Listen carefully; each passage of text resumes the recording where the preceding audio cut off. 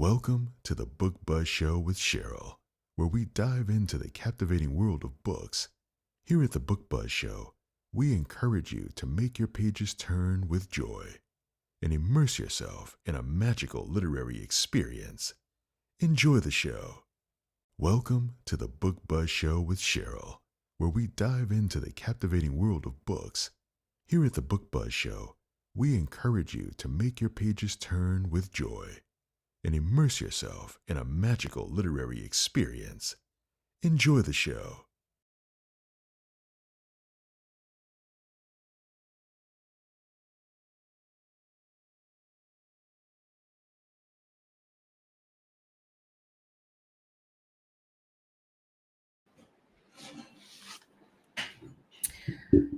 Hello, and welcome to the Book Buzz Show. I'm your host, Cheryl Brooks. And if you are new here, welcome. If you're returning, welcome back. If you enjoy the upcoming show, please like, follow, and subscribe to the show. And if you enjoy this particular episode, please like this episode as well, this broadcast. It helps the show get noticed. Also, please stick around for our second segment where we do our weekly book highlights, me and my co-host, that we share with other book lovers. So be sure to stick around for that as well. All right. I'm excited about tonight's show. This author has been on before, and I enjoyed having her on. So it's a pleasure having her back. And tonight we're going to be speaking with author Tiye, and we're going to be discussing her book, This Side of Beautiful. And for those who are watching, that is the cover on the screen. For anyone listening later, again, that's This Side of Beautiful by Tiye. Beautiful cover as well.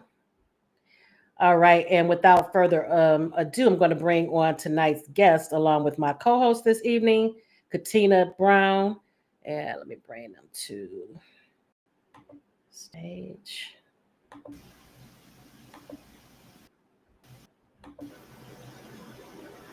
Welcome. Hello. Hello. All right, looks like we have some people in the audience. See, hi, Jennifer.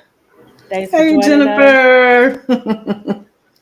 Hey, Erica. Thank you for joining us. Hello, E.L. George. Hi, Evelyn. Thank you for joining us. Mm-hmm. Purple Hi, Jam. Sherelle. Hey, Sherelle. My books. That's my bookstore lady. Right. Down in Hey, Houston. Ola. Yeah. And And we have Instagram also up. They are not in the main feed, so we'll keep an eye on that over there that's as fine. well. Yeah. All right, so we're going to get right into it because we have a lot to discuss with This Side of Beautiful. And like I was telling you before we came on, I love the cover too. Beautiful. Yes. And like I was telling you before we came on, I know I told you I loved riffs and refrains. I'm trying to do two things at once, so excuse. But I really enjoy riffs and refrain. That's what we were supposed to talk about last time, but I had Yes. to. So, and didn't think I would enjoy anything as much. But this one really, I'm like, oh my goodness, I'm really enjoying this. Because I was trying to decide between this one and the follow-up to Riffs and Resonant. Refrains. Yeah. Mm-hmm. And Which I is chose also a this good one. one. Mm-hmm. Yes, and I still have to read that one. Mm-hmm. And this one I chose just because it seemed like it was like something different from you. Yeah. Would you say that? Yeah. Okay. Yeah, I would say so. So Like me, but a little different. It Yeah. definitely was. It was definitely intentional. Everything I did in this book was intentional. So yes. And then of course I love music, as I'm sure you do too, because you incorporate it in your stories. And you do. I read a lot of stories with music incorporated, and you do such a great job. I think with. I really feel like in this story, I felt like I actually was looking at a band, a Looking at real the band. hollow bones, enjoying the hollow Yeah. bones. Yes. Yeah. I Love it, love it. In my head, they real band so but I need to go see it. So I'm all like, yes. Where they playing at? I need to go I see know. Right. Me too. I wanted to see him. Hey, Francis. Francis Ray. Yes. So, okay. So, how did you come up with the concept for this particular story? Good question.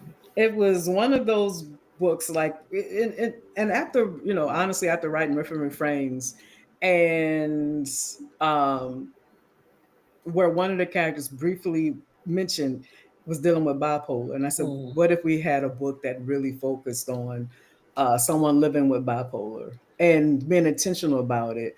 The twist was, of course, having, because usually in those books, either the man has it and a woman is, relatively normal, or the woman has right. it and the man is relatively normal. But I was like, what happens when it's two quote unquote unhealthy people? Can they have a healthy relationship? Mm-hmm. So that was the question that I was toying with, because at first it was going to be Landon's character was going to still be quiet, but it was going to be he's just a quiet and reserved man. Okay. But then I started further exploring, like, what if he underneath that quiet there's a reason why he's quiet, or there's a reason why he's reserved, that is actually crippling for him, which is why he comes across to the world as shy and reserved, when it really is his anxiety keeping him from being able to just fully be himself.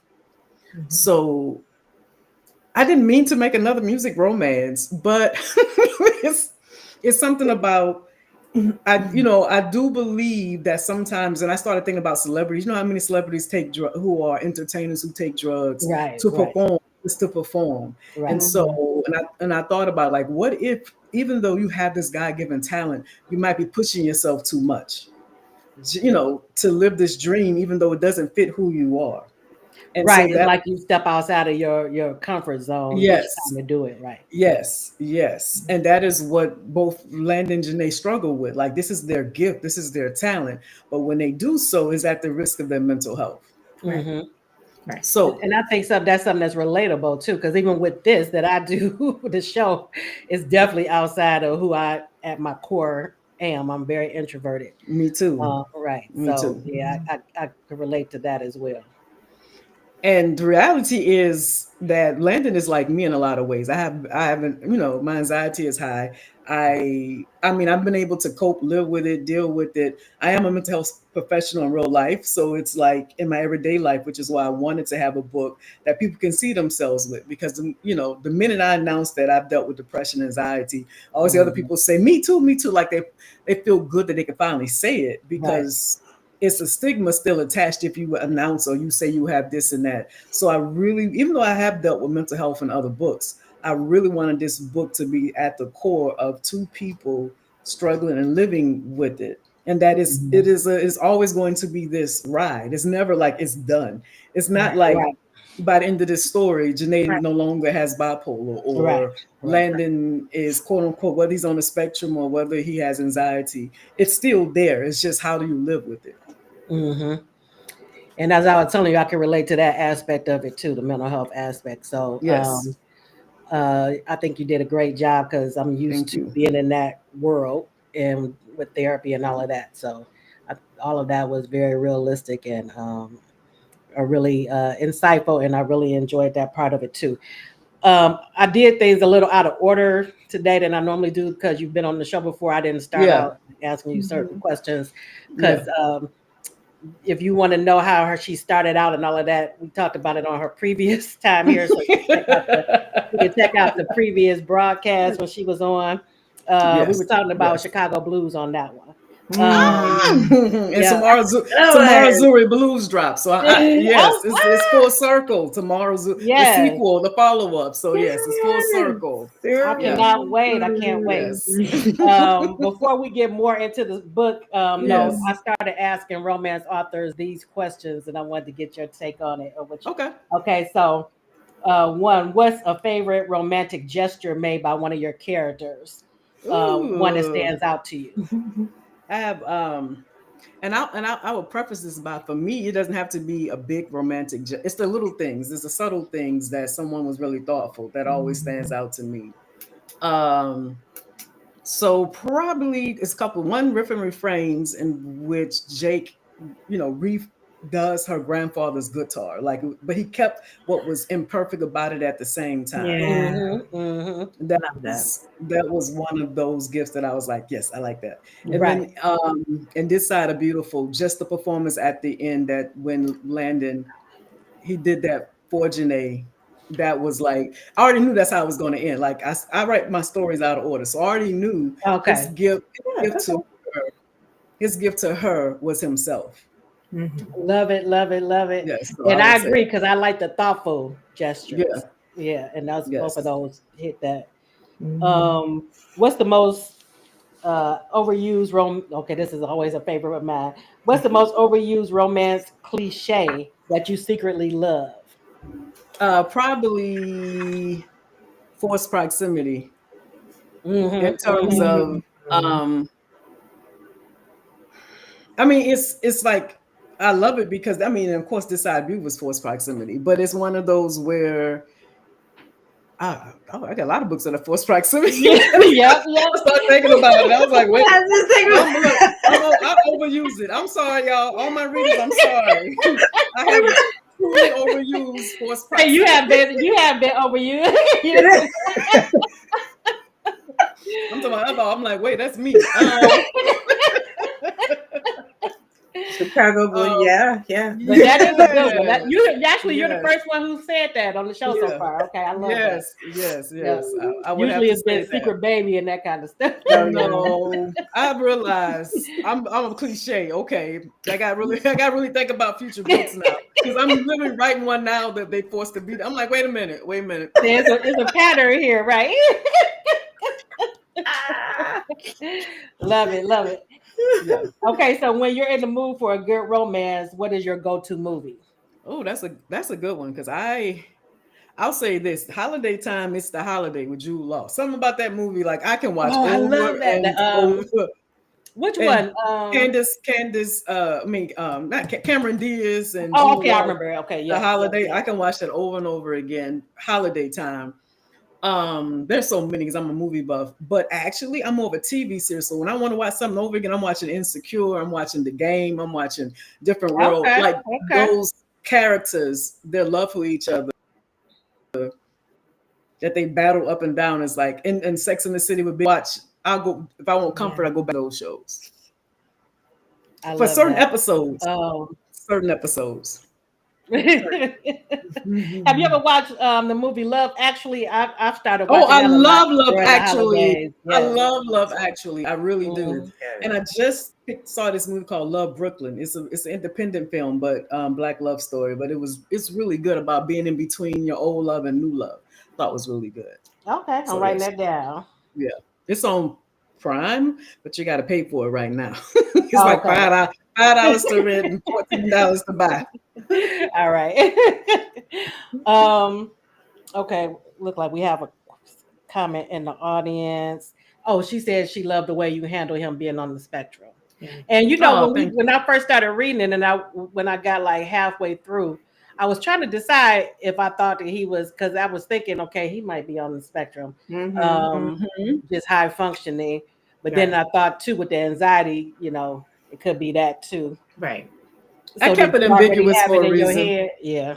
I kept it ambiguous, and I wasn't really sure if I ever was going to say what he had, because again, I don't want people, when they read This Side of Beautiful, I don't want people to be like automatically say that's them, because the minute you say you have a disorder and you don't, you like, oh, that's them. Right. In every book that I write, I want people to identify with the character, so that when you're reading, you feel like you're Janae as you're reading it. Even as chaotic as Janae's mind was, Yeah. that as you're reading it, you feel like her. But if I automatically start off by saying you have bipolar, then you automatic, or in his case, you're on the spectrum. Right. It's one of those where I did not, and then I wanted to be like, I do think labels can be disabling and can, stigmatizing. So I did question the whole notion of just like keep them coming. I did question the whole notion of, do we even want to say we have a certain diagnosis? You know what I mean? So that's one of the things that's questioned in the book. And I think it's a good thing to be diagnosed in the case where you feel like something is wrong, but you can't figure out why you're the way you are. Yep. And you think that you're the only one like this. I think in that case, it can be, you find out, okay, this is the reason for this, and you're not the only one dealing with it. I think in that case, it could be something helpful. The other side. Um, Mhm. and I think when Janae when she was telling Landon that he needed to get help, he was very resistant. He was Yes. He was being a typical black man, though. I mean, I'm just being honest. He's been a typical black man. They don't believe in getting help. They're gonna figure it out themselves. So He and was that's what I'm definitely saying. not trying to hear that. He might be soft spoken and reserved, but he was on that. He was like, "Nah, I'm good. Yeah, I'm he's good." still on 10 toes down on that. He was 10 Yeah, toes down yeah. on that. Like, I'm good. Loved Don't put me in your category, basically. it. Like, Right, I'm good. Right. He said, maybe you need help, but I'm all Yes, right. but I'm good. I'm good. I'm Let me go good. put this hat on and play Yes, the guitar and play in the this. corner. Yeah, play the Like, guitar, sit in the wait a corner. minute. Yeah. Yes. Okay, Katina, did you think when as you were reading that, and I think Dr. K had mentioned this, Mhm. that it was possible that they were trauma bonding? Did you think that was a possibility? Because I thought that at first. I was thinking it as I was reading it, like I was hoping it wasn't. Right. But in my head I was like, yeah, that's probably what it is. But and then I was thinking, with those things, there was gonna be an explosion and things would go left, right, up, down. Yes. But yeah, that was what I was thinking. Ty, I had some anxiety when I was reading it just because and it could be because I I have anxiety, but Yes. I had some anxiety about them as a couple because I felt like Yeah. they were both it would be too easy, and I agree with Landon, too easy for them to enable each other. Yeah. Or to be a crutch, I would say, Right. for each other. I mean, that's why they call each other life jackets. Like it was they had become to really rely on each other. Because I do want people to I really wanted y'all to love their love, even in spite of the unhealthiness of it at some point. Right. Because I do think in reality, a lot of us get into unhealthy relationships and we mean well. We're both good people. And you can have an unhealthy relationship that's not just about cheating. I know a lot of times people focus on cheating. That's what makes it toxic. That's what makes it bad. But in their case, there was no cheating going on. It was just them dealing with their own issues that both struggled with, that made their relationship sometimes unbalanced. Should they be together? But I wanted to show that because I have seen people who have all these issues who make it work, who really want to be in this relationship with this person and really because they love them. And everybody deserves love. I don't care what you're dealing with. Right. This is because otherwise you're saying if I have any flaws, then I'm not worthy of love. And I wanted the message to come out of here, no matter what you're dealing with. There's somebody out there who will be there for you, who will love you through your flaws. And I think the anxiety came from because I was invested in them. Right. And I wanted them to work out. I wanted you to feel that angst because even if I was writing it, I was like, okay. Because it was yes. Because even the way that sometimes my editor would come back and be like, okay, you're going to make people really not like Janae. So you got to tone some of that I kept down. looking okay, is this romance or down. this, I wasn't is we going to get some happily ever after? Or what's she did start off kind of rough the first part. That first scene. No, yes. That first scene. It was much rougher than what I had it. It was much rougher because she was really hard on herself. And one of my good friends was listening to the audio and she kept texting me, "Is it gonna end happy? Just tell me, please." Then she would be like, "Never mind. I'm gonna keep reading. And then she would text late on that day, "I'm in the car again. Is it gonna end happy? Right. And I was just like, all I'm gonna tell you, it's a romance. She was like, so what does that mean? Some romances don't. Because I had to keep reminding myself too. Okay, so this is a romance. Okay, it's got to have some kind of happily ever after for them. But I really did. I think they were made for each other because they got each other because of what they were dealing with, and I think she needed somebody that had that calm presence, and he also needed somebody like her who pulled him out. Because I think they even made an analysis of when he goes into his space, he needs to be quiet. But when she goes into hers, she needs to go fast. Yeah. And I was just sitting there like, okay, how are they gonna get Right. Yeah. How they gonna But make he made it. He made it where she started enjoying the choir. Remember, he was Right. like, "Come be Yep. quiet with me." Yeah. Because that's one of my favorite scenes when they go on the train Yep. before Mhm. dawn. Yeah. But Yeah. she's able to go to sleep. Yeah. He kept Erica, doing those moments with her to be like, yeah, he recognized she needed quiet, and she recognized that he needed to show himself to people, that Right. he needed to not be afraid to live. So they balance each other off with their differences, Right. even with the yeah, quiet. Like, you need to not always be quiet, and you don't always need to be loud. right, And I do think in a healthy relationship, you balance each other off. You smooth off those rough edges that both of you might have, and that's what I wanted. I wanted Janae and Landon to be this couple that you root for in spite hmm of everything. And of course, people probably love Landon a little bit more than Janae, but yeah. Especially in the beginning, she was giving diva in the beginning, but I know that was just yes, her hurting. yeah, But it was her hurting, not used to dealing with people. right, One of the things I find with Black women a lot is that they'll say stuff like, "Oh, I don't have friends," and they proud of that fact. I hmm don't, but deal with men, and I'm like, what's the difference? Like, Right. you can hmm forgive a man over and over again, but won't forgive a woman. Right. hmm And Janae was that woman that was like, "Well, I don't deal." And then Dr. K journey for her was like, you need to have women in your life, not right, just men. You need to know how to have healthy relationships, period. Right. Whether it's with a man or whether it's with a woman or a friend. And right. that's so that journey for her is also about friendships, not just hmm It is. herself, but relationships and friendships. Yeah. Erica is saying that this was a hard journey to love, but it was both beautiful and heartbreaking to read. But I couldn't put it down. It was very emotional read. I cried. It was definitely emotional read. But it wasn't too heavy. That's what I was letting Ty know too, because I still Yes. have heavy books. So I have to. No, and It's so too many. heavy 'cause Yeah. I my think mind, you I have to be I think you keep can my. handle this. You know how many people have come to me and who love my books, read all my books, are scared of this book. They're like, "I'm scared." I'm like, "You don't have to be scared. It is still an angsty love story. There's still Right, sex. There's still right, this chemistry between the characters. It's Yes.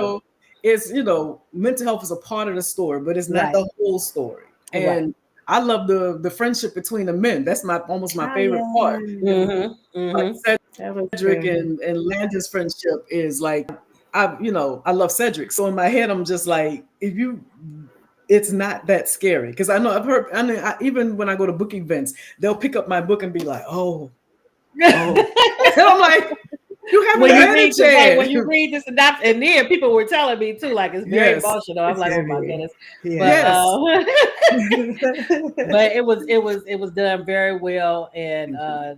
not too heavy, not depressing anything. Because it's very layered, like you said, it's more than just dealing with mental health. Yeah. And like I said, I love music, so that was my jam all the way Yep. through. I love Mhm. it. Loved it, and I love strong friendships. And like you said, the guys. I didn't like Cedric in the beginning because Yes, I I didn't didn't want know y'all if he to. was. I didn't know if he was really. I didn't know if he was Yeah. really on his team. I thought he was, but he redeemed himself in He the end did. as far as Yes. But he even he proved said himself. himself when she was like, I had a different, he's like, no, you had the right idea of Right, me. right, Right. He was like, I am.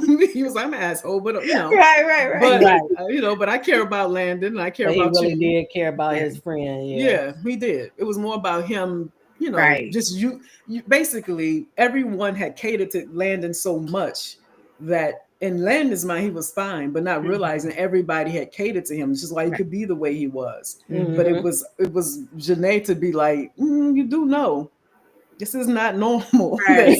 that everybody's doing all this for you. right, right. Yes. So they basically Yes. cushioned. They put him in like they made sure he A was good and bubble. straight. Yeah, Yeah. bubble. Yes. Francis is saying it was hard to like Janae. Yeah, she was a hot mess. Yeah. Um, She was. and, But I and she got in trouble again with the band because of yes, that's what I said, because it was a balance, because I wanted yeah, I Purple Jam says because exactly. It was one of those where I wanted you to have mixed feelings about Janae, but ultimately I wanted you to root for her in the end, that you could right. see her transformation. You could see that hmm she was working hard, and Mhm. that, yeah, she was needy at first. She was Mhm. to Landon. She was, all over him, and hmm and because she was instantly attracted to him. and he was too. And the only reason why he didn't react is because he was just a reserve. He had his own insecurities that just kept her coming more and more at him, that he started to be like, you know, like when in New Orleans, he's mad at himself that he can't just enjoy that this beautiful woman wants me. That's what made him be like, and he see how his friends act. They're normal about it. Like, hey, I'm gonna get with her. She won't give me, I'm gonna get with her. Where he's thinking too much. So, you know, he was very what's the word I'm looking for? Not observe, I'm looking for another word, but I love the way he spoke, and I think it was part of his disorder, but he was very like matter of fact about his feelings and all of that. So she didn't really have to worry about what he was thinking. He's gonna tell you. He was gonna tell her.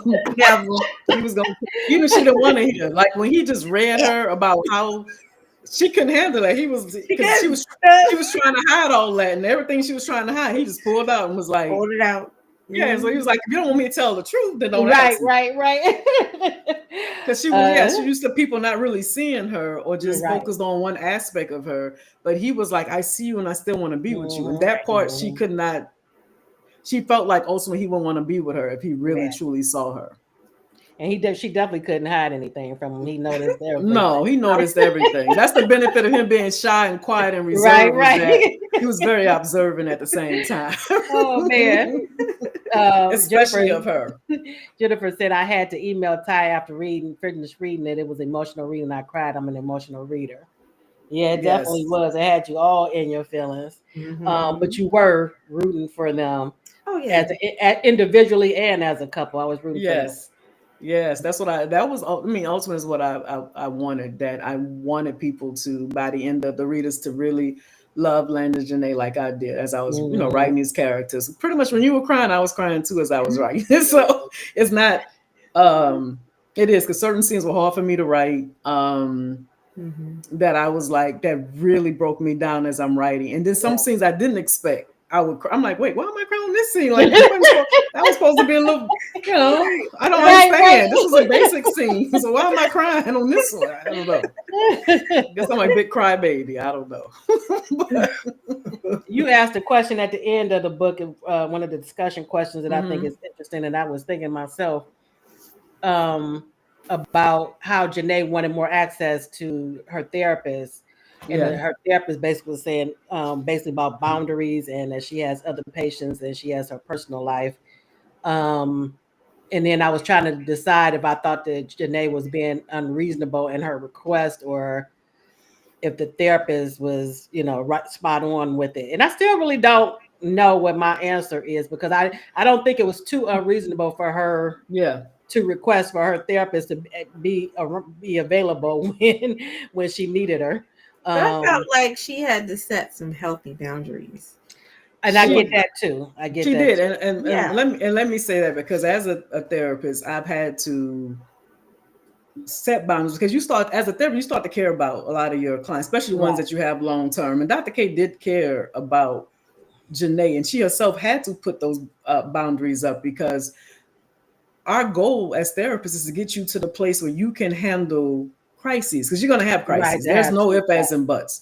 You're going to have ups and downs. You're going to have, good days, bad days. And it really is, therapy is supposed to be, it's almost like church. You know what I mean? You need that extra, you might have, people know the Bible front and back, but still go to church every Sunday. You know what I mean? Because they still need that reinforcement. And so I look at therapy as, once you have those tools, which they did have those tools, then it's about reinforcement.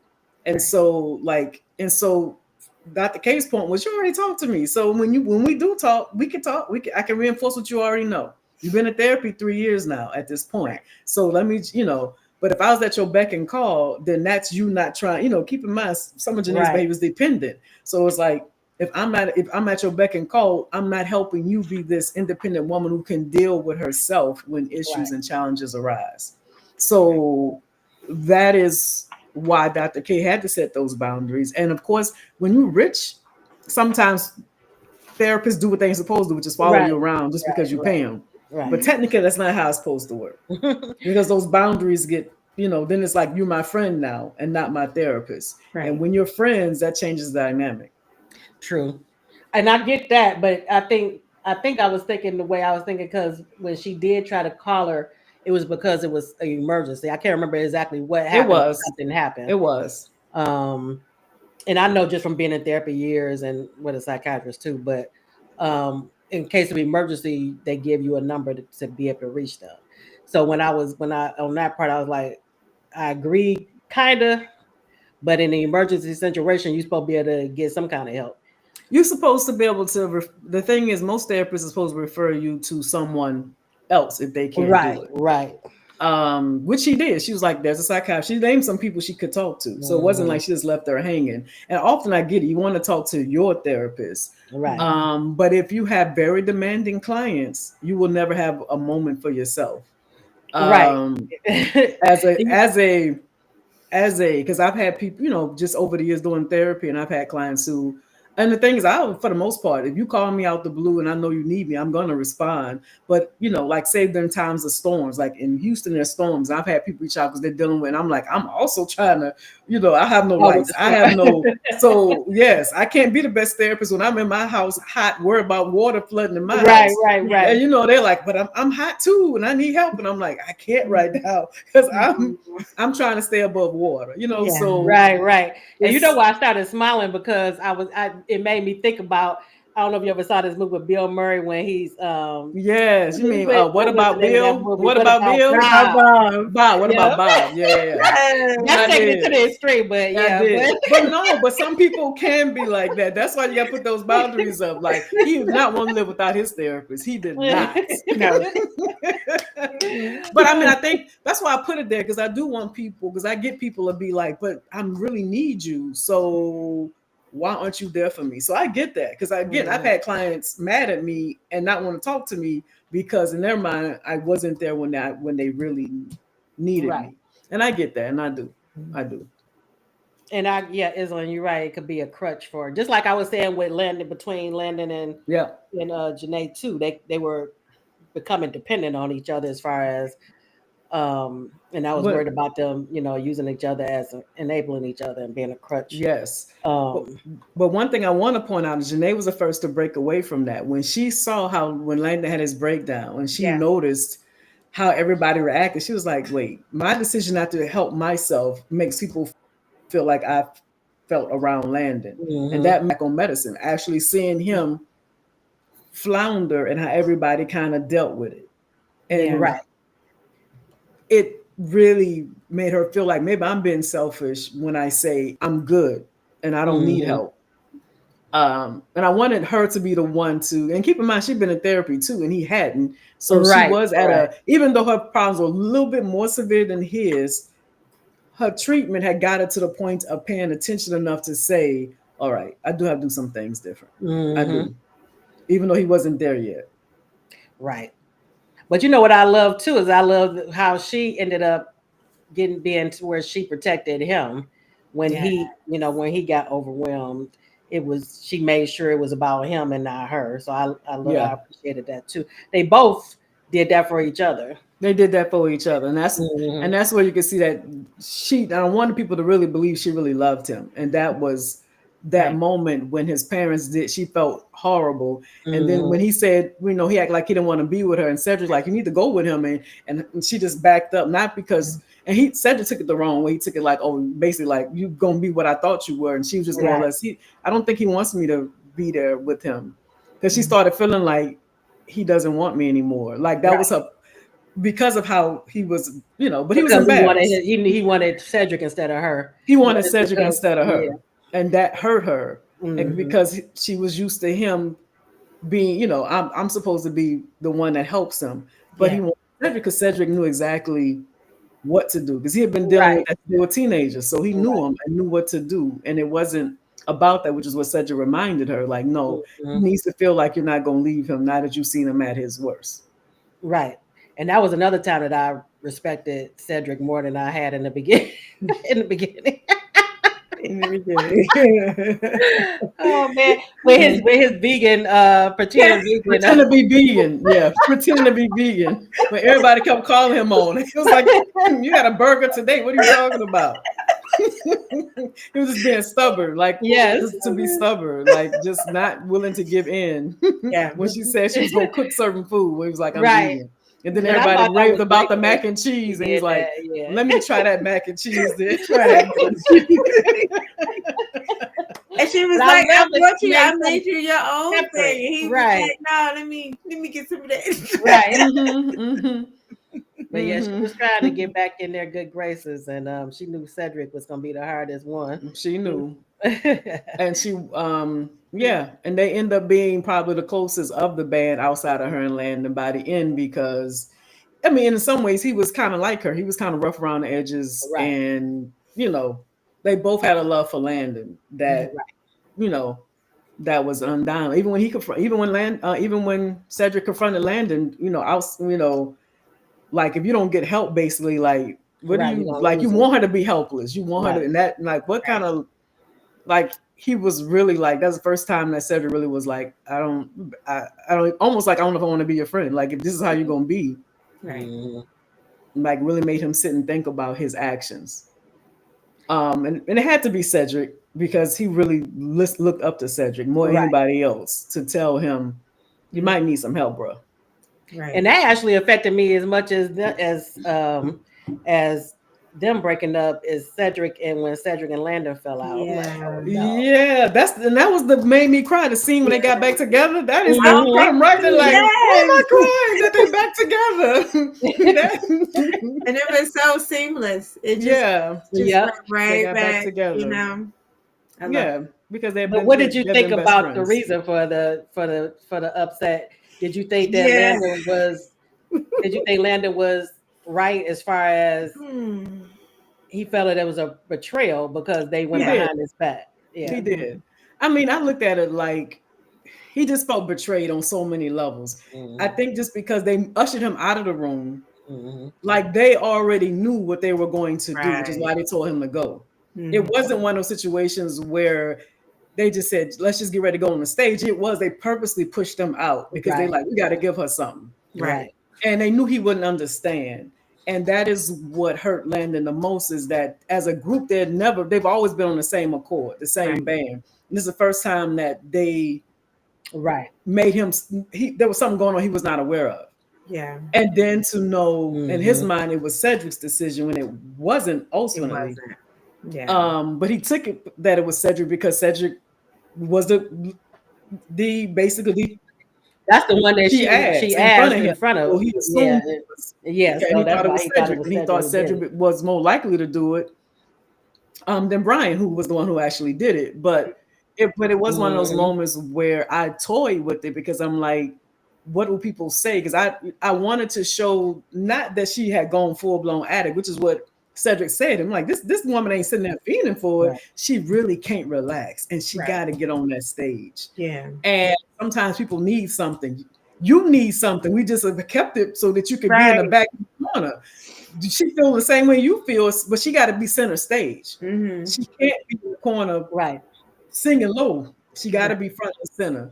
So they gave her anti-anxiety, which is that's exactly what they gave her. Is what and that's probably what her psychiatrist would have gave her. She, had talked to her. That's what I said. It wasn't prescribed. It wasn't prescribed, which was what Landon was like. She's been addicted to this because Xanax is addictive, but it was really that whole notion of, in some ways, and they did break up the band, and that was what everybody feared. But it broke up the band in a way that wasn't expected. They really were at that point loved Janae like a sister. And they just really were trying to say, we got this big gig. She got to get out there.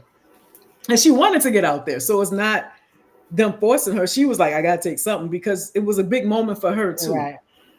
And Landon just didn't think it was worth it. Right, which I got, because you don't want her to get in the habit of having to. And he's seen her like that. He had seen her, twice so he was like, I don't ever want to Yeah. see her. Then he was thinking about his own living with his dad and his addiction, and like, he didn't want to be his mama, basically. Right. So yeah. Another character I had a problem with was Dale. Because to me he dropped the ball. For him to be a manager, I'm like, what happened a few times where her should never have happened. He should have been making sure security was in place. Mm-hmm.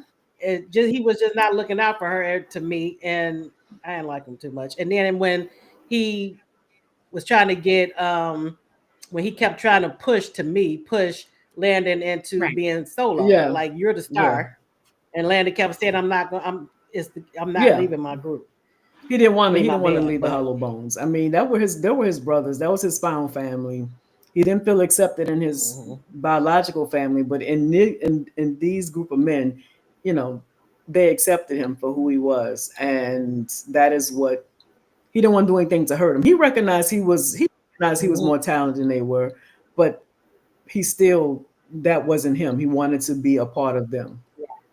But by the end, he realized that yeah, he could be on his own, and that he had his Right, own, right. you know, way of being, and it was, and I think that's what Dale saw too.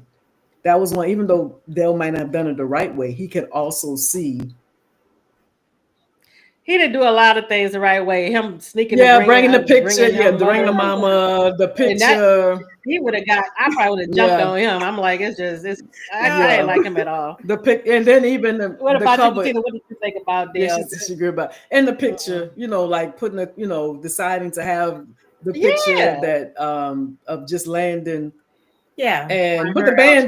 but the band also did agree to it as well. The whole band was like, yeah, we like it. Let's They go for did. it. They did. and like she said, he's not Yeah, he protecting me, wasn't.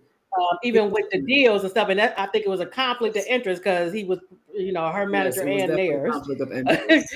um, I think she needed her own separate manager, but Yes. I didn't like him too much at Yes. all.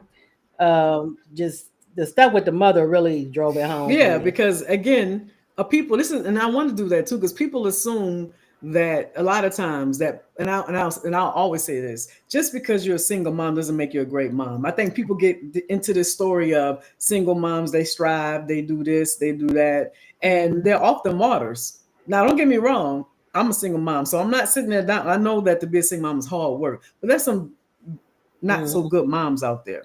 Right. And she's one of them. Her mother Yeah, is one of true. them. And all Dale could focus on is that, oh, my kids don't talk to me, and I wish it was different. And so in his mind, Janae couldn't possibly have a mom that would do something so wrong that Janae don't want to be around. But I don't think it was just that either. I think he was thinking about ratings for that reality Well, crew, that too, that yeah, because it's reality more show. interesting TV. Yeah, It's more interesting in TV to yeah. say, oh, what's her background? Like, talking to her mom and brother. So yes, all of that. And then that's a part of reality TV. You want to see the person's full picture. Like if you're watching somebody reality show, you want to see, especially she in Yeah, Houston, her yeah, hometown, but we don't see her family. There was definitely it was a lot of variables right. that were into play. But yeah, I was trying to be careful with that. I didn't want to make him the stereotypical bad agent, but in some ways he was, for sure. Yeah. It came through. It I'm did. like, he is not making. Mm. Yeah, I'm like, a lot of the stuff he Yeah, and did, I I was was a Hmm. side little eyeing him. Like, undecided what? because I was really Hmm. I put a question mark next to that one. I was like, No, he "You're was. It was. a good He manager, was bad definitely. manager." He was I definitely. don't know. I don't He know. was definitely on. I don't know. Side. Definitely worthy of a side eye for sure. For Right. sure. For sure. But I was happy when her and her Yeah. brother Yeah. reconnected. I love that. Yes. Yeah. Yes. I did. Yes. That was fun writing his character, and that he had his own skeletons and own things to deal with their mom, but ultimately he chose Janae. So that's what and I get that sometimes. Sometimes siblings don't want to get involved. I know you got issue with mama, but that's not my issue. Mhm. And then when you realize she hadn't even called him, he started to be, it really made him say, what, what's with this? And it wasn't Right. about her fame or wanting money. He really was like, I want my sister back. Like, I just, I got children, I want them to know they aunt. Yeah. It's, Right. and I wanted to, show that sometimes it's misunderstanding, sometimes it's people don't communicate like they should, and that's what breaks families up. Hmm. Mhm. Hmm. And then people thinking something, like you said, miscommunication. They thinking not Yeah. communicating at all, where they're thinking one When it's thing and it's something different, something like totally when she different. really thought about it, he just kind of stayed out of it, and she took it as he's on mama's side, whereas he kind of just kept himself removed. And then the mother was feeding it Yeah, like too, like telling, like you see, she them don't when we want to be bother. bothered Yes, with you you. see this, and I know parents who do that to their children, who really divide their children, for their own Yeah. gain or whatever. So yes, her mom wasn't, his mom first. You wasn't sure how you feel about his mom, but I think most people could like her by the end. By the end, yeah. But yeah. But yeah, I love the friendships, and I like that she finally had friendships with Frankie Jerry. and Frankie and Jerry. Jerry. But I love that Frankie also didn't cater to her. She definitely let her know when she was stepping out of line. And I love that limo scene. That limo scene, yeah. No, I'm like, we ain't got to be friends. I don't have to work for you. Right. She was like, I'm not. She's like, I'm not taking this. And that is what she needed, especially when she came back to her. Right. And she was like, you didn't call me. And she was like, well, I didn't think. She was like, this was like basically like friends do that. We argue, we fight, but I'm still here. Right. And that's what she needed, like you said. Yeah, because everybody had catered to. Because Jerry was more. She was, and then she was a lot younger than them too. So she was like, they hitting 30, and she was like 21, 22. So she was just like, okay, I'm just having fun with these men, having fun on the tour.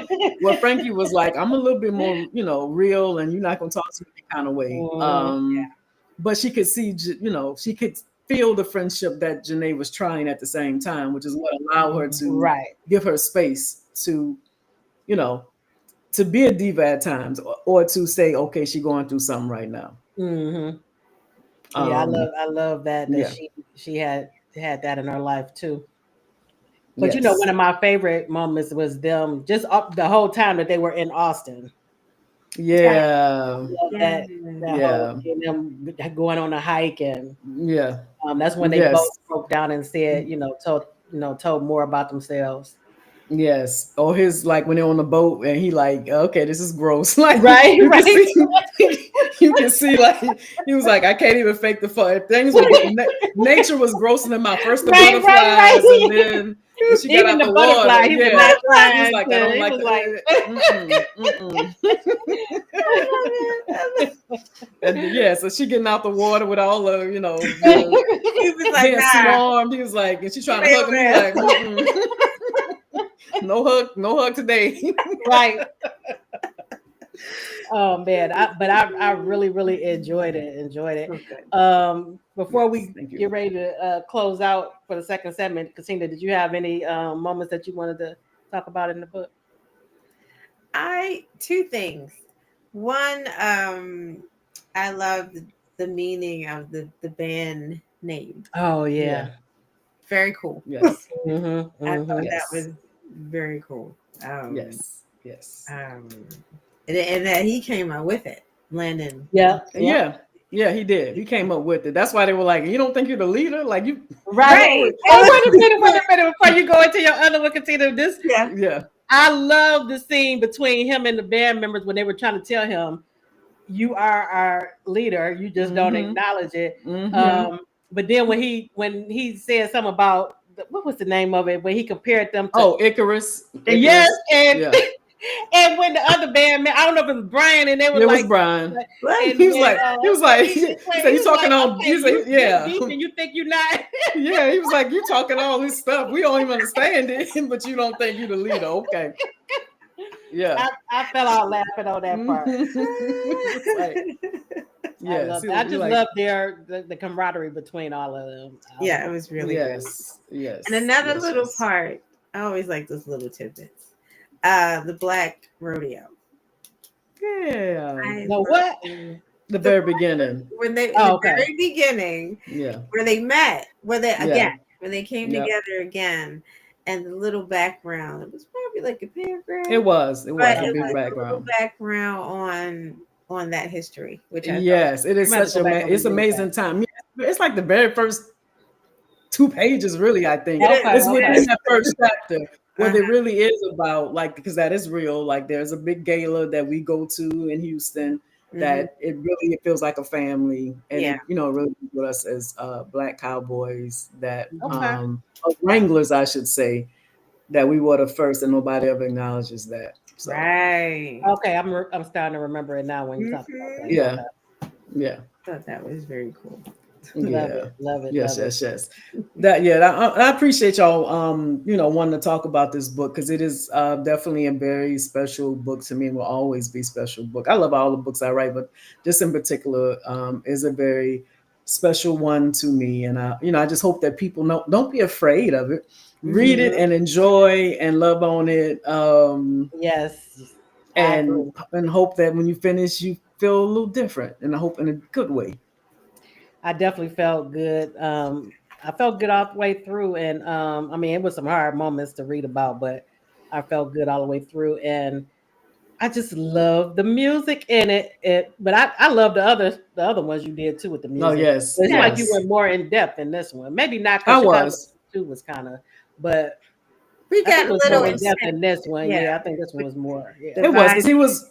Yes, it was more or less like I really vision myself as a band member. I wanted you to feel like you were at the concert. I wanted you to feel the energy, Mhm, as mhm. like because I love concerts. So I was picturing I was literally at concerts. Like how am I feeling right now? And I would go home Okay. and write those scenes when they were performing and how I felt while I'm sitting there. Mm-hmm. So yeah, this one dealt a lot with. It's probably more in depth about music, even though Riff and Refrain is all about music. Right.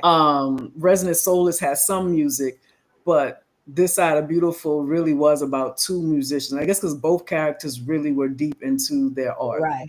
Right. Yeah.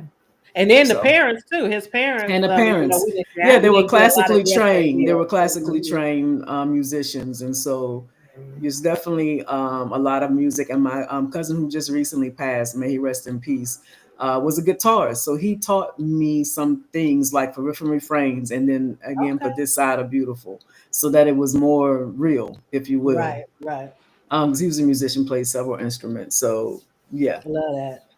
And yes, as we were talking about the parents, it made me think about too. I hmm love Landon and his mother relationship when they came yeah, together at the yeah, end, and her living with him and all that, and them getting rediscovering each other, reconnecting. yes, With it. yes, yes, yes. Mm-hmm. So I enjoyed that book. I just gotta tell you my favorite part. One of my favorite parts it's so minor. Is when they're in New Orleans and she has gone on a ride with Brian. He's mad that he couldn't Oh just do yeah. it, and he's sitting on the stairs and he just tugs on her a little bit just to Yeah. be like that's his way of teasing her and letting Mhm. her letting her know he still wants her, and she kind of smiles, and that for Right. him he good now. He's like, okay, Yeah. she still likes me.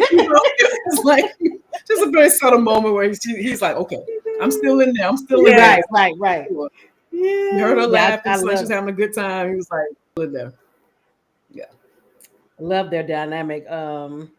Very very good job, and I can't wait to read the sequel. Is it a sequel to Riffs and Refrains, or It's is a it follow up. totally It's about you're gonna see Jake and Amara again, but it's really about okay? Sophie and Nate's story, and it takes place in Memphis, and it's about R&B and Okay. blues. So Okay. yeah, Okay. it's a different vibe, but you will know what's going on with Jake and Amara if you love Riff and Refrain. I love writing Resonant Soulless, so Wow. I hope you enjoy, and of I know course, I will. yes, yes, yes, Because I yes. love Riff and Refrain. So, and Oh then yeah. I'm So looking forward to the follow up for Chicago Blues. You said that comes Zuri out Blues, tomorrow. yes, it comes out tomorrow. I'm excited. That's it is now Zuri's story. So you'll see a little bit about Chicago Indigo, but now it's Zuri, falling for an ex-con. So Oh, really? Okay. Okay. yes, he's an ex-con. So it's like she doesn't know that at first, but that's what he is, and trying right, to right. and basically, can she forgive his past? I Mm. So cannot it's wait. yes, yes. So Okay. it's called Zuri So I got Blues. my list is growing. I started writing down my list of what I want to read over the Thanksgiving break. Yes, So I'm please adding read. this too. I'm Okay. I'm really I can't wait to y'all, especially people who love Chicago blues. That and you didn't necessarily like Chicago. I think you're gonna like Elias. So because he's an alpha male, but he's not quite Yeah, as Chicago was something else in the beginning. Chicago. he was. That's what I said. Listen. Yeah, I think you'll be able to read Elias a little better. You won't hate him. Like some readers had to stop reading. Like, I gotta stop. Oh man. So yes, Chicago's still Chicago, but you will. Yeah, I'm looking forward to see what people who love Chicago blues how they feel about Zuri. You don't have to read Chicago blues to read Zuri's story at all, but if you do, I think you'll enjoy it more by reading both stories.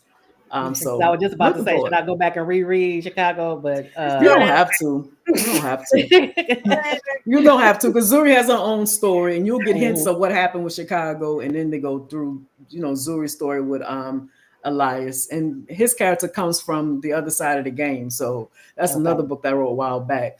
But I can't wait till y'all read it, and I can't wait to hear Miles and Lorraine.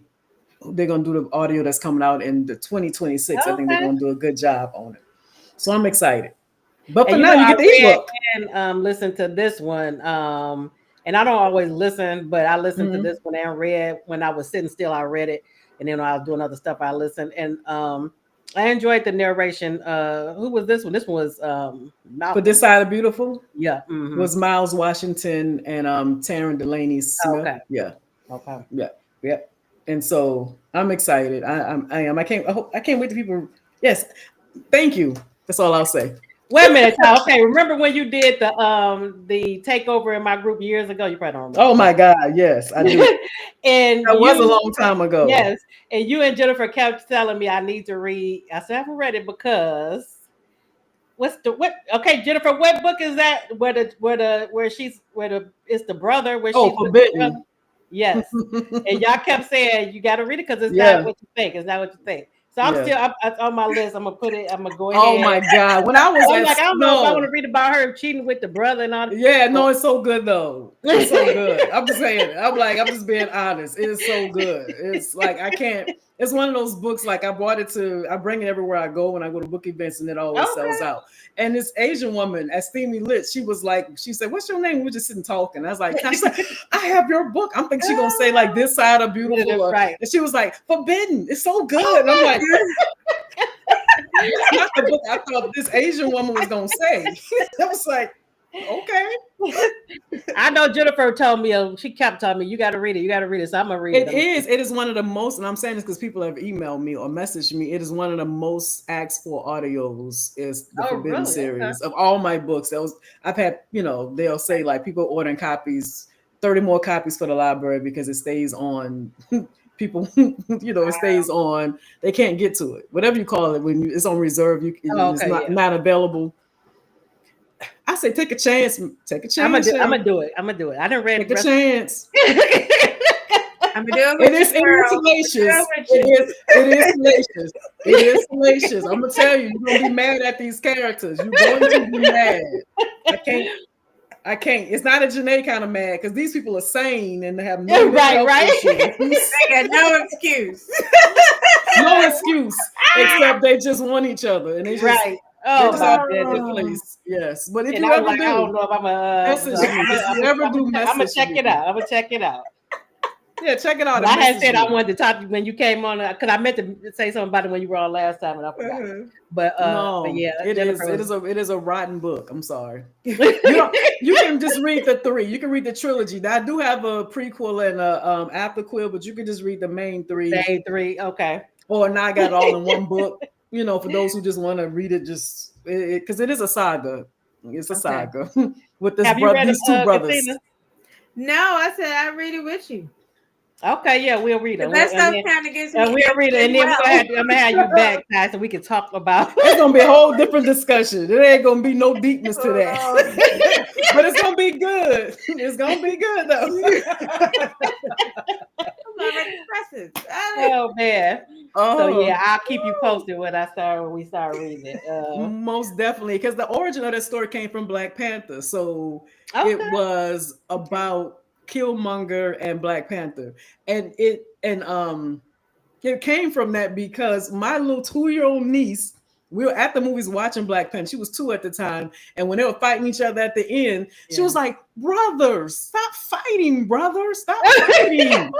And so I was like, as a 2-year-old, she was very like looking at them as they were the same brothers. So I said, what would brothers fight about? Inspiration coming from everywhere. Yes.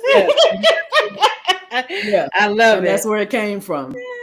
Wait a Not minute. even- Jennifer said yes. we gonna be in for a ride, Katina. Okay, Yeah. I can't wait. I can't wait. Yeah. Okay. Nervous. Oh man. Yeah. All So right. anyway, But I thank you appreciate so much for y'all. coming back on the show. I always enjoy you being on, and I Yes. love the book. Thank you. Thank you. Y'all take care and wishing y'all continued success. All right. Thank you, and I'll talk to you soon. Okay. Good night. Good night. All right, so we're gonna get into our second segment where we give you our weekly highlight. Let me go out of here. It's another one that Jennifer mentioned that was like, what was it like? Scandalous or something. 1201 or something. It was something. Oh, somebody else said something about that. That might have been Shavana that said something about that book. It was something. I like, and like you said, like she said, you get a little scared to read. Right. I don't do it. Oh man. Whew, You want to go first, or you want me to go first? I kept going back and forth because I was trying to decide which book, because it was two books that I had in mind. I kept going back and forth on which one I wanted to highlight, but then I finally settled on one. But I can go first. okay. Let me see. Yeah. And I settled on this one because I was going back and forth with this one myself because I loved it, but I was still like, I don't know. I had debates with myself. I was like asking my husband, like, what do you think about that? What? But anyway, this is Malachi. And it's book one. I like the cover. Yeah, of the Berkeley Bread series, I believe. I think it's 4 books in the series. Okay. I've only done one. This book got like 4.5 stars, and I think that's why it kind of Oh, really? Okay. caught my And attention. I know Jennifer reads this author, so I'm sure she's read this.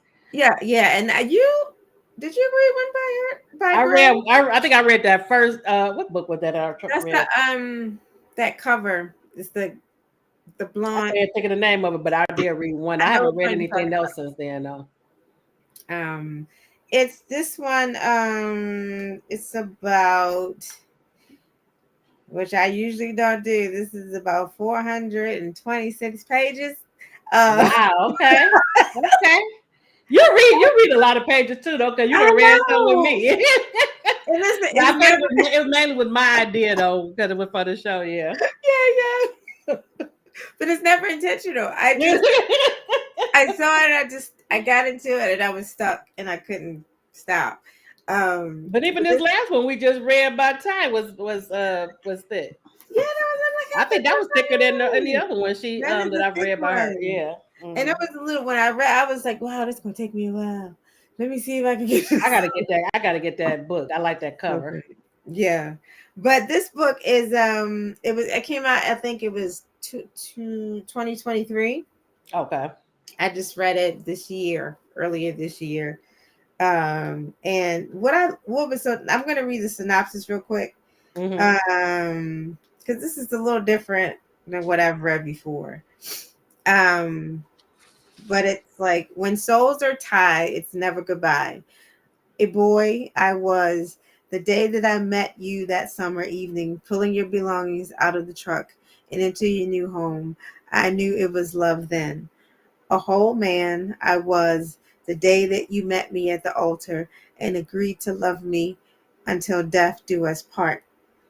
A shell of a man I've become since it did, unable to move on, move forward, or progress in any way until I discovered that not even death was permanent enough to keep us apart. A better man I'm destined to be, knowing that at some capacity you're still with me. Our love is one that never dies. It moves mountains, it calms seas, it transfers souls and shifts lifetimes, knowing that there is no one else in this world made for loving me. Now, it intrigued me because I was like, it said death. So how is the love going to continue? So, but it's reincarnation. Oh, really? Okay. how it's kind of like, obviously his wife dies based on the synopsis. But the same night that she died, somewhere in another part of the world, someone was in some type of accident and went into like a coma for like 2 years. And somehow things Her just soul kind of, went into her soul went yeah, into. they just shifted. And it was, I've never read anything like this before. And And I it was, is this genre? Is this supposed to be like paranormal or no, that's the I mean thing. not It's paranormal, like no, fantasy or something? no, because the whole thing is that the way that she dies leaves a lot of questions for him. Mm. Because he doesn't know. It's not, and um it's like he, and his whole thing is like, his peace, he believes, is going to be from finding out who did this to his wife, to his Okay. surgery.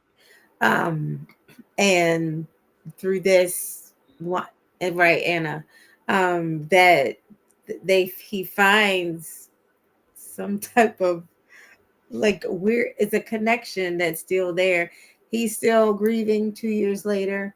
He still has a baby by his wife. And the little girl is so, how kids sometimes is a little tricky when Mm-hmm. you get into stories when they're written. But the kid, she's only like 2.5, but she's so intelligent and so in Mm-hmm. tuned into the spirit part of it too. So she's like kind of helping him, ushering in this new reality that to others it sounds super crazy. Like, what do you mean your wife died? And it was just like, Right. but did she? So diving into all of that, his grief, his struggle to kind of come back to reality, because he just basically just backs away from just life, and it's just him and his baby. And the relationship that he had with his brothers even suffers, because he's just withdrawn from everybody, and he trusts little to no one. um Okay. and so, So like, is it heavy though? Is it a real heavy book? it's heavy, but it's good though. And it's certain things in there where I liked it, because if I felt like emotional, and I felt a little like I was trying to decide who was right and who was wrong. And there was kind of like with Ty, where she's like, she left it up to you to decide Right. who was, and if there was something in that, a big thing in this book, that you were kind of like, but she was wrong. But was he wrong? Was she wrong? Mm-hmm. And then, and that made you keep reading, because Right. you wanted to Right.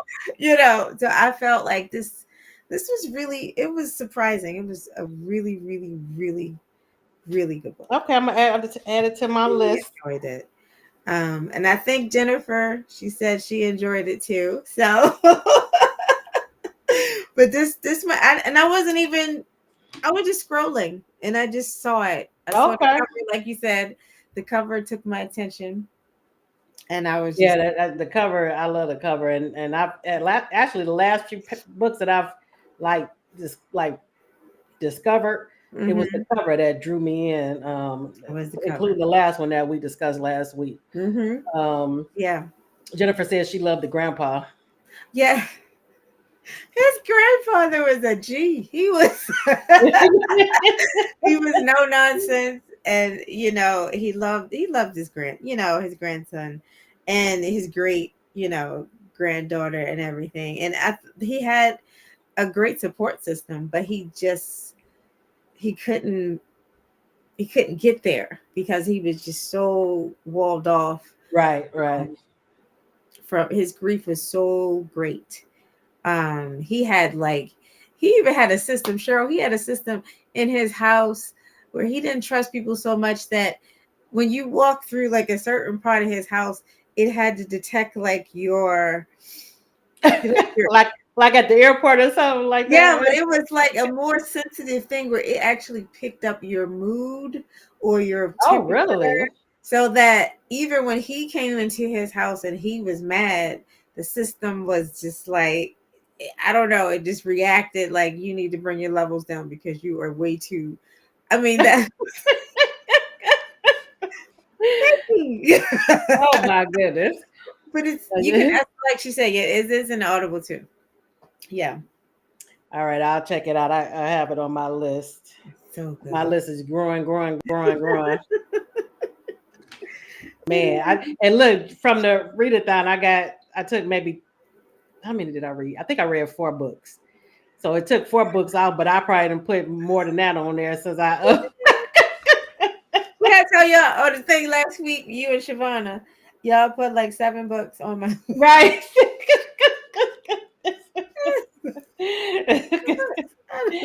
Oh man. But I'm gonna check it out. Because I have a list of books that I'm gonna read, like I was telling Ty, over the Thanksgiving holiday and Yeah. over the Christmas holiday. Oh, for sure. And so I got my list, even though like I said, it's growing. So I'm glad we did that though, because like you said, it did. I was a little more honest about the TBR because that's why I ended up going back to Eva's book. Oh yeah. Because I was like, Did you end up finishing it? I finished it. Yeah. Wasn't it good? It was heavy and it was so hard to read some parts, but it was such a I good book. loved it. I loved it. It was kind of like, it reminded me of a more stable, um, what was it? Was that Landon's book? It Jack Will's Oh.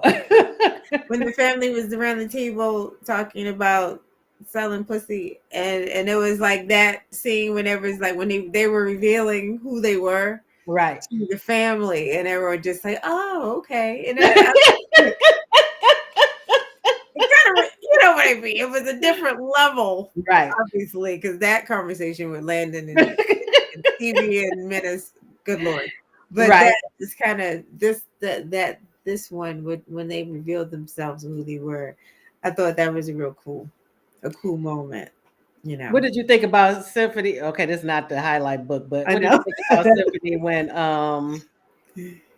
when she came to stay at the compound, because she fell out with a lot of her family and stuff because of the way she had been acting and the way she treated which one was she with? I can't remember. It's been so long since I Is it read. Ramil?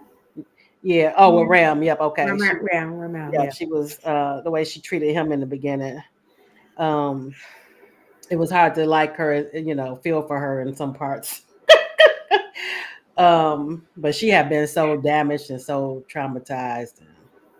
But she kind of revealed it when she was talking to Michael, and she was like, even when he was telling her, just he's coming, Right. and she was, I don't want to meet him, I don't, because he just let this happen to me, type of thing. And I was like, well, patience, chick. I mean, hold on. I mean, it was like. And she always stayed his favorite too, even in the further books, Michael's favorite. And then it makes sense now, knowing the history of why, right. Michael feels about her that way, because everybody else was thinking like, well, maybe he actually like it himself. But it was like, right, he thinks of her as like a daughter. All right, so mine for this in the book that we're talking about, everyone, is Eva J. Brock's Remio's Symphony. That's the one we were just talking about. In case you're wondering. We might have to do one that did I do one that Miss Eva's books for a highlight? Yeah, I'm gonna have to do one of her because I love that series. Okay, so mine this week is they have the genre as thriller, but to me it's more mystery, and it's one of the best mysteries that I read still to this day. And I may have told you all about this before. Yes, Erica. Oh, is she talking about Symphony? Tiffany has some. Well, yeah, she takes a while for her to finally find her. Yes, her get right. This you're right. She does get a lot better in the other books, but it took a minute. Well, I think by the end of her book too, they gave her a come to Jesus moment. She had, yeah. Yeah, because she was something else. But then you get a lot of her backstory too with family and all that stuff. But Yeah. okay, so this one is called "What You Did" by Claire McGowan. She's from Ireland, but she's been living in the UK. And I don't know how I came across her or this book, but I remember loving it so much. I came back into the group back in 2019 and was just raving about it. So I wanted to Okay. make this my highlight for this week. Um, yes, Erica, she did have several come to Jesus moments. Okay, so I read this in 2019. I don't know. Amazon got the book coming out. I think they got the wrong published date because I read it like in July Okay. 2019, but they got the published date as August 2019, so that can't be right because I read it in July. Um, so I don't know what the real published date was, but it's 285 pages. It is. It is currently in Kindle Unlimited at the time of this broadcast. I don't know if it's going to stay in Kindle Unlimited. The genre that they have it down as suspense, women's fiction, and thriller. I don't know how they didn't put mystery because to me is like the biggest thing of the story is a mystery. Okay. And it's written because she's living in the UK. Is written the word spellings are the British way of spelling things. So Ah. all right. So the synopsis is it was supposed to be the perfect reunion. Six university friends together again after 20 years. Host Allie finally has the life she's always wanted, a career she can be proud of, and a wonderful family with her college boyfriend, now her husband. But that night, her best friend makes an accusation so shocking that nothing will ever be the same again. When Karen staggers in from the garden, bleeding and traumatized, she claims that she has been assaulted by Allie's husband, Mike. Allie must make a split decision. Who should she believe? Her horrified husband or her best friend? With Mike offering a very different version of events, Allie knows one of them is lying, but which one and why? When the ensuing chaos forces her to re examine the golden era the group shared at the university, Allie realizes there are darker memories too, memories that have lain dormant for decades, memories someone would kill to protect. And when I tell you, Wow. this was so engrossing. I mean, it kept you guessing all the way up until the end, and um, just it was done so well. The pacing was great, character development because the dynamics between the friends, even Mm-hmm. though they hadn't seen each other for a while, that's why they were all getting back together for Right. a reunion since college. But they were all very tight in college. But there are things that secrets basically that were carried over from their college days Mm-hmm. that a lot of them didn't know about, which led to what's happening now in the present. Okay. But the author did such a great job with how distraught the main character was, Allie. And Mm-hmm. when you think about it, how would somebody feel? They're at this. She's hosting all these people, so a lot of them are staying overnight, Yeah. and they stay up late into the night. Some go to bed, but some stay up. Mm-hmm. I believe she went to bed, and her husband and her best friend and maybe another one were still up.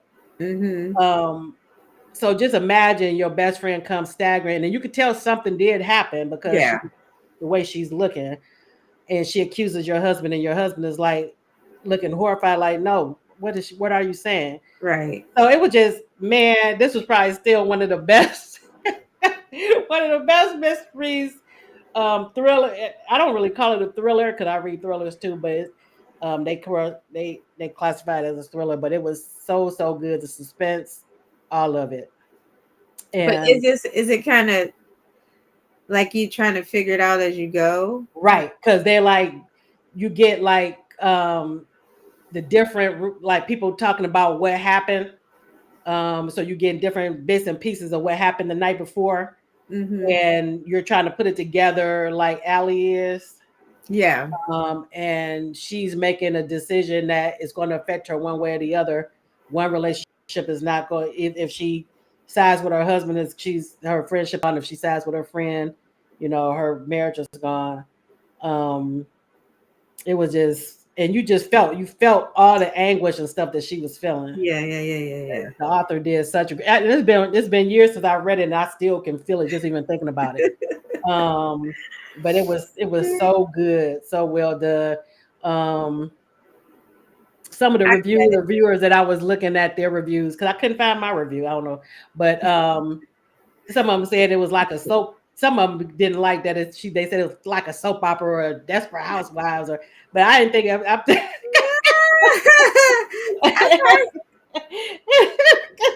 The desperate, huh? Well, that does Wisteria Lane does kind of right. That kind of desperate. Yep, float probably. down Yeah, that area.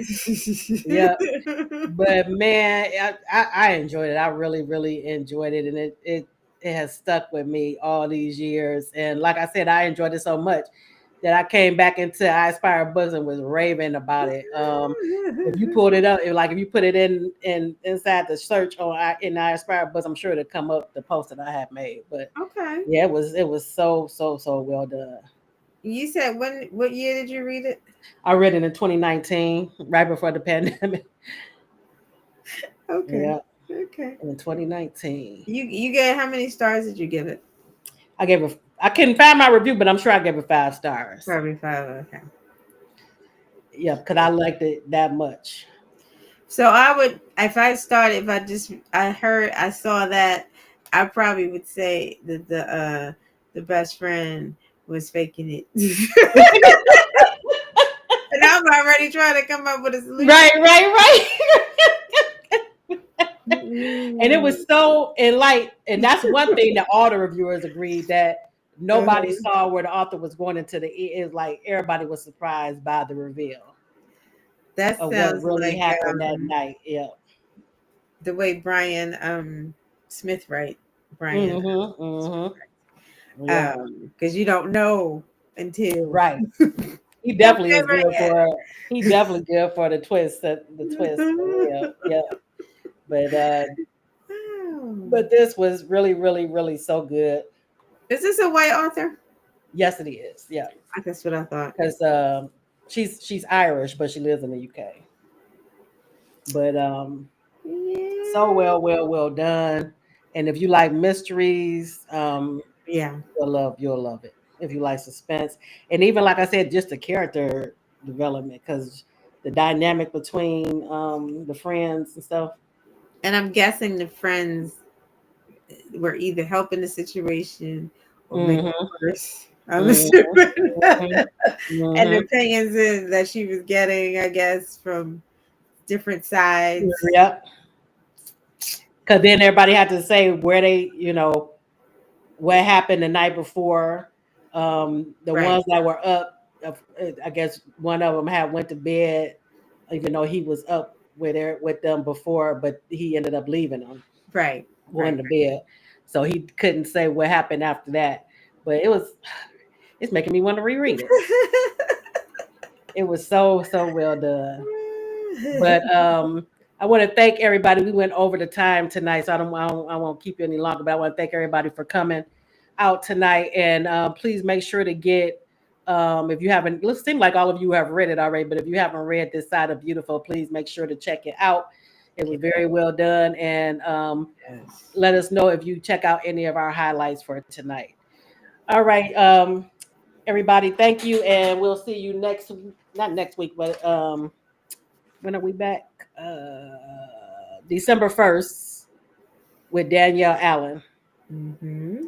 And that one is at 7 p.m. That one. Yes, that's one. So I'm excited for that one. So everyone have a great evening and we'll see you next time. Good night. Bye.